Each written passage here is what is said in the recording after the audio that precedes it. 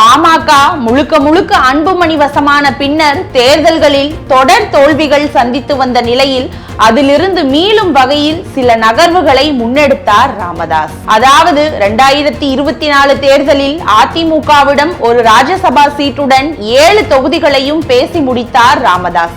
ஆனால் கடைசி நேரத்தில் பாஜகவோடு கூட்டணியை உறுதி செய்து ஷாக் கொடுத்தார் அன்புமணி. அந்த தேர்தலிலும் பாமக படு தோல்வியை சந்தித்ததால் அன்புமணி மீதான ராமதாஸின் கோபம் இன்னும் அதிகமானது. இந்த நிலையில்தான் கடந்த ஆண்டு டிசம்பர் இறுதியில் நடந்த பாமகவின் பொதுக்குழுவில் தனது பேரன் முகுந்தனை இளைஞர்கள் சங்க தலைவராக்கினார் ராமதாஸ். அதற்கு மேடையிலேயே கடும் எதிர்ப்பு தெரிவித்தார் அன்புமணி. அப்போது தொடங்கிய கழகம் இப்போது மகன் அன்புமணியை பாமகவில் இருந்து தந்தை ராமதாஸ் நீக்கி நடவடிக்கை எடுக்கும் அளவுக்கு பூதாகரமாகியுள்ளது.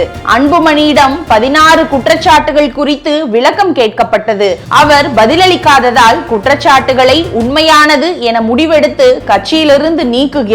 அவர் அரசியல்வாதி என்பதற்கே தகுதியற்றவர். அன்புமணி வேண்டுமானால் தனி கட்சி ஆரம்பித்துக் கொள்ளட்டும் என்று அதிரடியாக அறிவித்தார் ராமதாஸ். அந்த நேரத்தில் தன்னை கட்சியிலிருந்து நீக்க ராமதாசுக்கு அதிகாரம் இல்லை என தெரிவித்துள்ளது அன்புமணி தரப்பு. தேர்தல் ஆணையம் தங்கள் தரப்பையே அங்கீகரித்துள்ளது எனவும் தெரிவித்துள்ளது. எனவே இந்த சிக்கல் அடுத்த கட்டமாக நீதிமன்றத்துக்கு செல்வது உறுதியாகி இருக்கிறது.